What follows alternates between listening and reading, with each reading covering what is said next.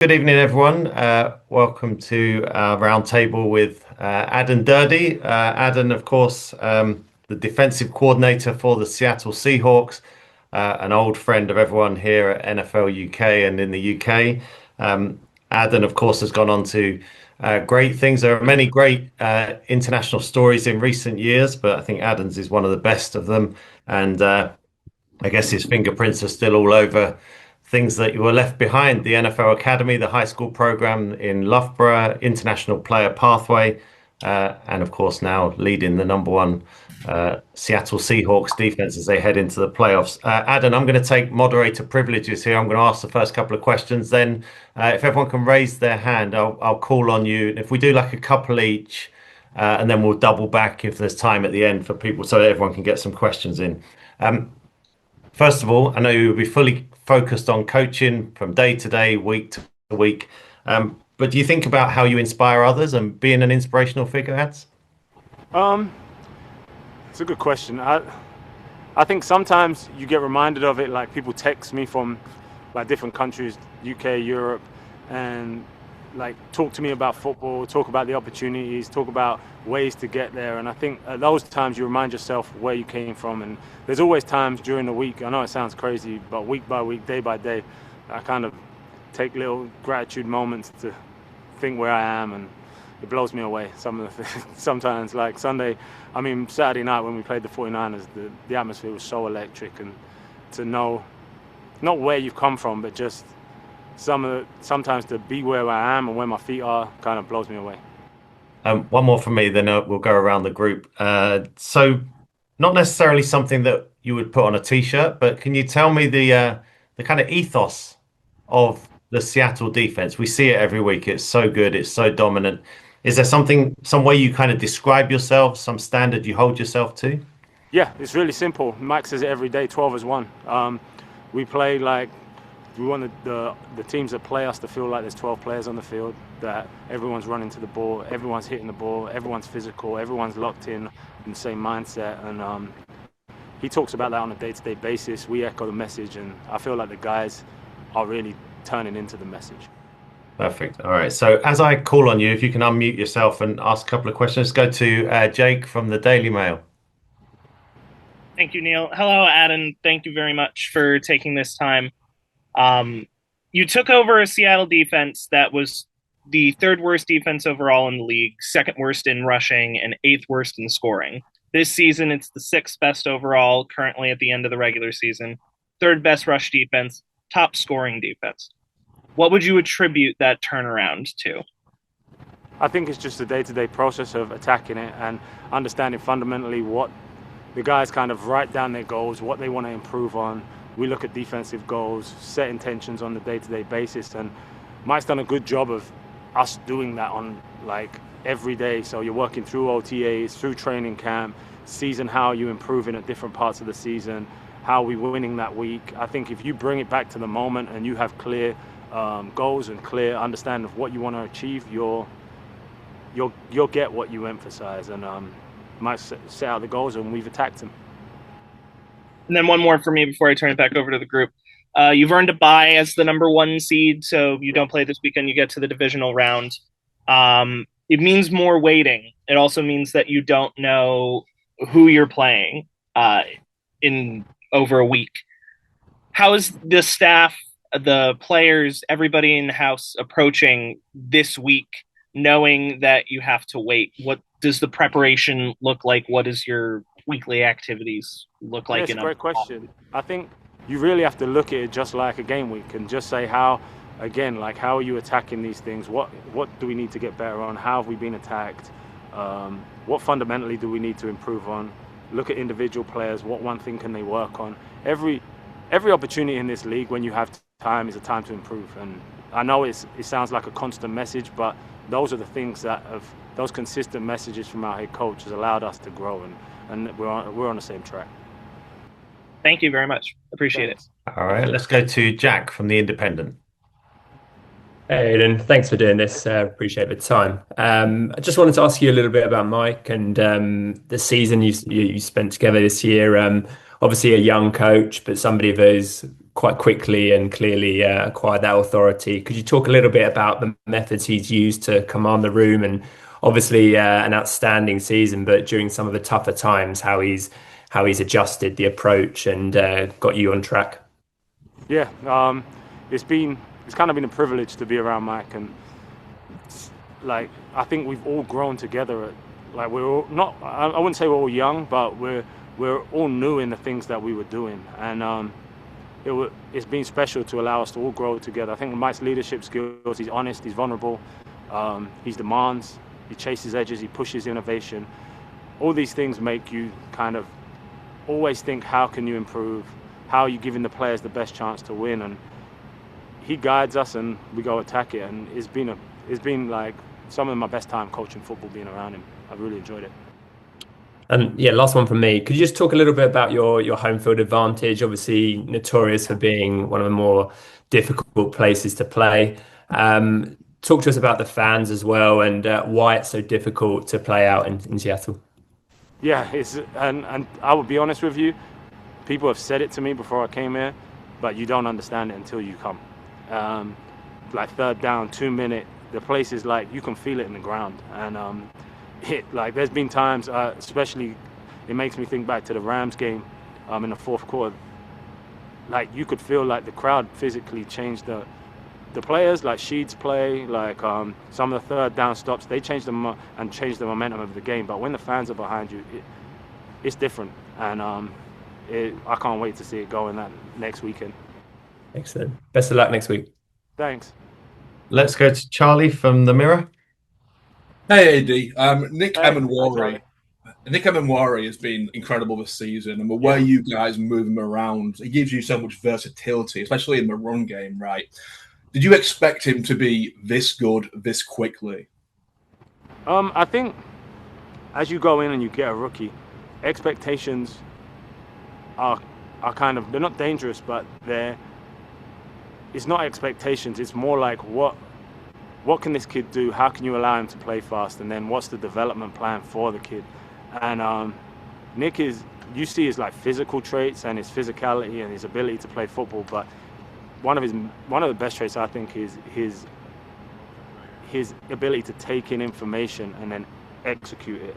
He does it at every level of the defense, and he excels. So it's like you create this development plan, and then suddenly he starts growing, and you can put a little bit more on his play, see if he still can play fast. And as we've done that, he's excelled. And you've had multiple guys have really big years this year, step up hugely. I'm thinking Byron Murphy progressed so much since last year. But two guys who I've been really impressed with, Drake Thomas and Ty Okada. Do you, because obviously they wasn't starters at the start of the year, but now they're real key players in your defense. Do you tailor the defense around those guys, or is it just, here's your time, step in and do your thing?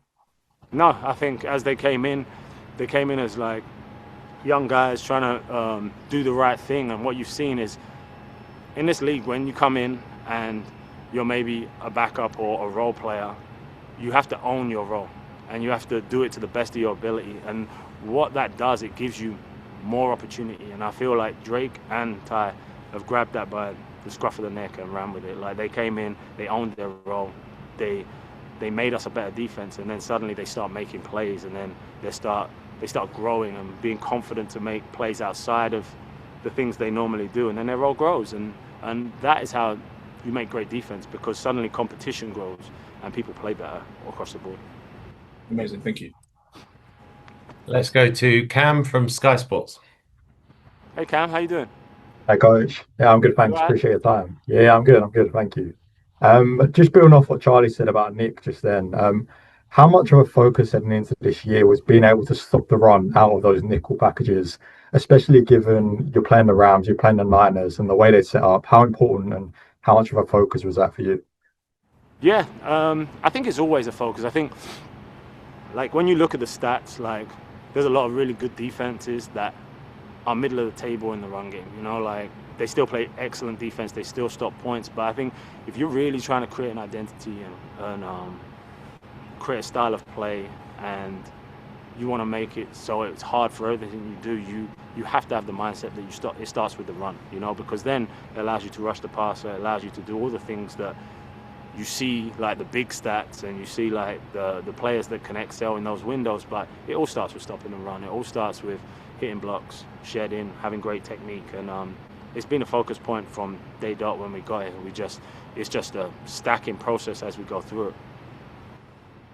Obviously, across the team, it's been a team of so many playmakers, but one guy who perhaps isn't mentioned enough is Demarcus Lawrence. You obviously know him well, and we spoke about him at the start of the season. Maybe he wasn't quite getting enough hype as a free down defender up front. Has he exceeded expectations and really kind of quieted those doubters that maybe thought he wasn't still able to play at that level? I think he hasn't exceeded expectations. He's exactly the player that we thought he was. I just feel if you watch his body of work on all the tape that you watch from Dallas for the last 6 years, he does the same thing down in, down out. He's a relentless effort player. He plays with excellent technique on first and second down, and then on third down he has the ability to rush from any spot. Like he has been a huge addition to this defense, not just by his play, but by his leadership, by doing. Like the way he turns up to practice, the way he attacks individual, the way he competes, the way he wants to win, and he's been some of the places that we're going now, and his experience will help the young players. Yeah, coach.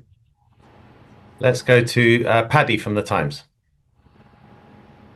I'm just curious, looking across the playoff sort of landscape and the teams that are out there, from your point of view as a defensive, expert, which are the teams that you see as most powerful, most sort of interesting, the teams that would see the biggest challenge for someone like you to sort of put out a game plan for and prepare for? Yeah, I think right now you're in a place where it's like either win or go home. And I think everyone at this point has earned the right to be a dangerous team that you play against. So I wouldn't say there's one. There's guys we know that are in the playoffs because 2 teams have gone from the NFC West. But I would say every team has the ability at this point of the season to hurt you, and you have to. There's no one you can take lightly. There's no one you can put above someone else. You just have to attack the same week. It's more about our process and really cleaning that up so we can give the players the best chance to win. It's constantly like looking back at ourselves. I think if you look forwards or you look at someone else, you can take your eye off something else. And as you said, the teams from your division, both really dangerous opponents. What particularly the Rams recently, you guys had an amazing match with them. I mean, what have you, as a coordinator, what did you learn from that overtime game? What did you take away from it, and what could you use to your advantage? It wasn't so amazing for me. No, it was amazing for the fans. Yeah, no, I'm joking. What have you learned? What could you learn from that? That rematch could come up as soon as next week. I mean, what's sort of top of your mind if that does happen? It's just the same thing. I know it's like it's not what you guys might want to hear, but it's like when we play the 49ers. Now, whoever we get next, like this week is about focusing on us, and then next week, whoever we play, if it's the Rams, if it's the 49ers, the Packers, whoever it may be, we have to put the best game plan we possibly can. We have to play the style of football we play because that's when we're at our best, and our players have to play free and fast. They're constantly the questions we're asking ourselves, and the whole thing is shaped around that. Yes. All right, let's go to Paul from talkSPORT. Hi, Coach. Really interesting to hear you talk, and you've mentioned the word sort of attack and identity an awful lot in this kind of conversation. Obviously, the Seahawks have got like a real history with the Legion of Boom, like arguably one of the most identifiable kind of defenses there's been. I wondered if you and Coach MacDonald have kind of lent into any of that. Have you spoken to those guys? Have they helped create and forge this kind of identity that has taken you through the season? And if they have, how has that worked? And if they haven't, is it something you guys feel can be you going forward, if that makes sense? I think when I say identity, maybe I said it the wrong way. I think like what you are is what you show on tape in this league. Like, so are we trying to get to a standard? Yes. Do we achieve it all the time? Yes and no. Like those, like I think when you look at it like that, they're the goals. I think when you're in this building, those guys that played in like 2013, 14, 15, 12, like what they've done is in the building. Like you can feel it, like who they are and the players. Like I know them. I worked for Dan Quinn for quite a long time, so I've got like coming up in this league watching their tape. But I also think, and they're around, like Mike Bennett's always around, Cliff's always around, you see Sham, but I think the guys right now, they're creating their own way, and that's a credit to them. They try every day to play the game the right way. They try and practice the right way.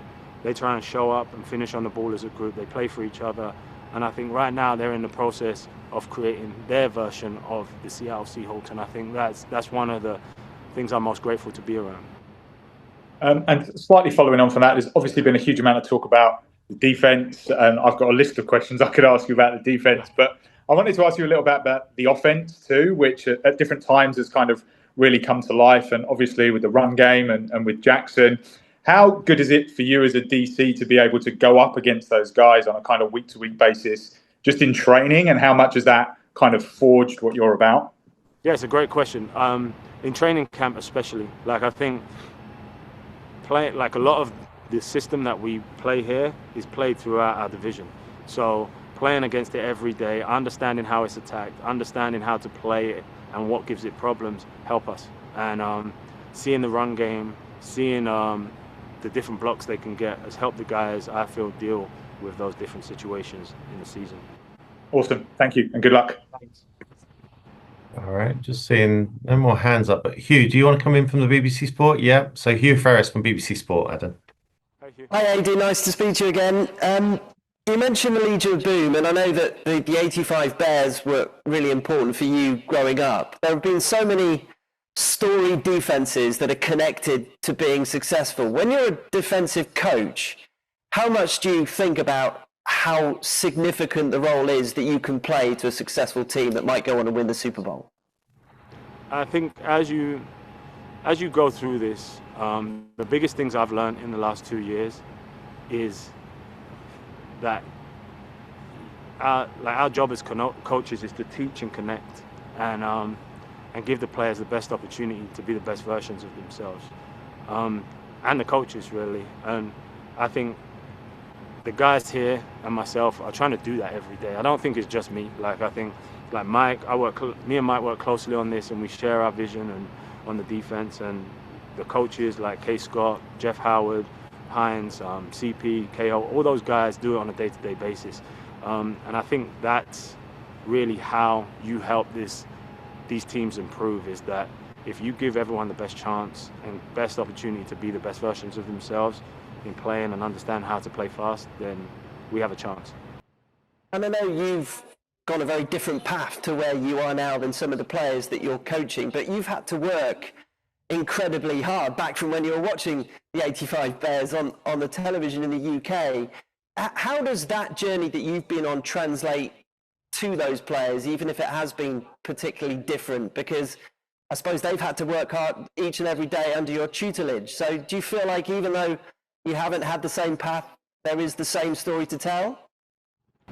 Yeah, I think like work and trials and tribulations and people's stories, like all around the NFL, players you meet, they have crazy stories that you think, how did you get to this point in life and be this successful? I think, but there's patterns in everything, and I think some of the patterns that I've seen in players and help players, even in London, working at the London Warriors, some of those skills I still use now, and well, a lot of them I would say, and those patterns allow you to, again, teach, not motivate, but like set a vision, how to achieve the vision, how to live it every day, create like a collective understanding of what we want to do, and then hold ourselves accountable to that. Cheers, thank you so much. We've got about 7 or 8 minutes more. Adam, I've got a couple more from me, if you don't mind, and then we'll go around the group again, sort of UK related. So obviously a player in the UK, a coach at that amateur level, then working in the NFL U.K. office. So all those different levels, how do you think that helped you with what you're doing now as a coach in the NFL? That's a big question. I would say it's helped me because I've seen lots of different and I suppose everyone's done this. I'm just talking for myself personally. It's helped me because I've seen lots of different people from different walks of life and had to adapt in those situations to help them and be like, whatever we're doing at that point in time, how do we achieve it? And I've always kind of like looked at things like that. So if we're setting up a community program in NFL U.K, like how do we do it the best we can do and give the kids the best experience, and like who can you work with to make that happen? And like those things I would say have helped me. And you're going to say you've got a vested interest in this answer, Neil, but what would your message be to future coaches trying to come from the UK and do what you've done? You got a vested interest in this answer, Neil. No, I would say like it isn't easy, and hopefully one day it will be a lot easier. I would say when you get opportunities to be around a group of coaches, like I felt like my first opportunity to do that was in Dallas in 2014, and my mindset was I thought when I got there I'm going to learn as much football as I possibly can and just like understand the environment. But once I got there, I realized that the guy I worked for, he needed help doing things like printing stuff and not necessarily football, and making sure guys were where they were meant to be, making sure his message was put through the players in his group. And I found like my message to guys would just be help and be a help where help is needed. And if you can see that, what people see is they see your value, and then I think then you get more opportunities, and that's what I would say. Perfect, thank you. If anyone's got any extra questions for Adam, we've got about 6 minutes. If you want to raise your hand. Yeah, Hugh again from the BBC. Go away, Hugh. Thanks, Neil. Appreciate that. You mentioned about Coach MacDonald and how you prepare for game day. Could you give us a little bit of an insight how those meetings take place? What kind of a conversation you have with him both during the week and then on game day as well? Yeah, I'm laughing because yes, they're collective. They're all the coaches together, and we share ideas. We kind of look at the team as a collective together. Sometimes we do it individually, and then we come together, and then we discuss how we want to attack it and what are the best ways to do it for the players. And then sometimes you'll put something in, and then it won't look as sweet as you think it looks in practice, and then you come back together and you're like, nah, like this and this, and then you have to talk to the players and see what do they like. And Mike does a great job of that. Like, he's the best I've been around once I've been going through that process. I've learned a lot of him in the last year. Cheers, Eddie. Wish you well next weekend. Thanks very much. Let's go to Charlie again from the Mirror. Hey, Eddie. I spoke to one of your friends a few months ago, a certain game show host from Bolton. His name rhymes with Burn Bay. And he told me he told me you would always get to where you are right now. And he did. And he also said he can see you being a head coach in a few years' time. Obviously, you're in a great situation right now. But is that something that's in the back of your mind, and one day, you think you'd be ready to make that step up? Are you interested in that? It's an honor that someone would say something like that. And I think I would say 7 years, maybe longer, 10 years ago, maybe you think about those things. And I think once you get here and you're doing it on a daily basis, you start understanding what's important. And what I've learned in this 8 years of doing this on a full-time basis is the most important thing is what you're doing at that point in time. And like right now, I'm having the time of my life. Like I really am. And coaching the players I get to coach is some of the best time I've had doing football. So like, I don't really think about anything else right now. Like honestly, like if things happen in the future, they happen. It's just like when I was in Dallas, I wasn't really thinking about being a defensive coordinator. Like I loved the D-line and we had a blast every day. And I feel like when you just go about your business, things change when they need to change. Opportunities come up when they need to come up. But right now, we're doing something that we're all enjoying, and we should just stick to that. Amazing, thank you. All right, we've got time for one more question. Paul from talkSPORT, if you can finish off. Thank you. Thank you. I suppose it's slightly related to that, Coach. And sometimes I feel like when you get to these big moments in careers, it's sometimes good to take a step back. And I know you've forged like a massively successful career, but maybe as obviously an Englishman in America, I wanted to take you back to maybe the first time you walked into a team meeting, the first time you had to hold a room. How did you feel, and how were you received, obviously, as a man from across the pond? And how has that maybe changed, both from your point of view and from how you and maybe the NFL see the global game, for want of a better description? It's a long time ago. So I'm trying to, as you're saying it, I'm thinking back. One moment that sticks out in my mind, and it wasn't the first time, is that I was a defensive assistant coach in Atlanta.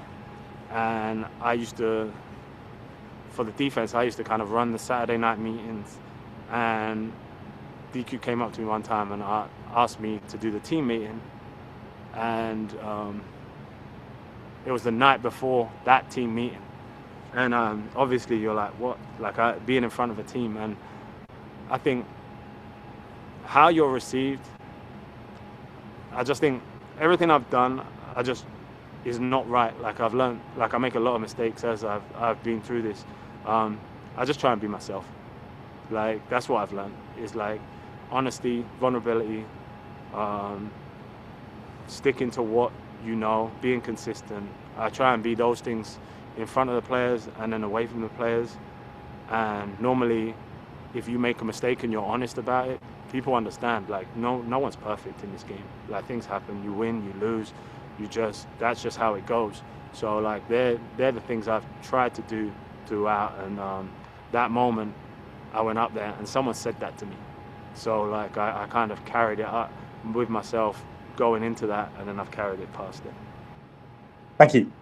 All right. Thank you, everyone from the media side, for joining us. Aden, thank you. I know your time is very precious. And as always, everyone here is rooting for you. Good luck through the playoffs.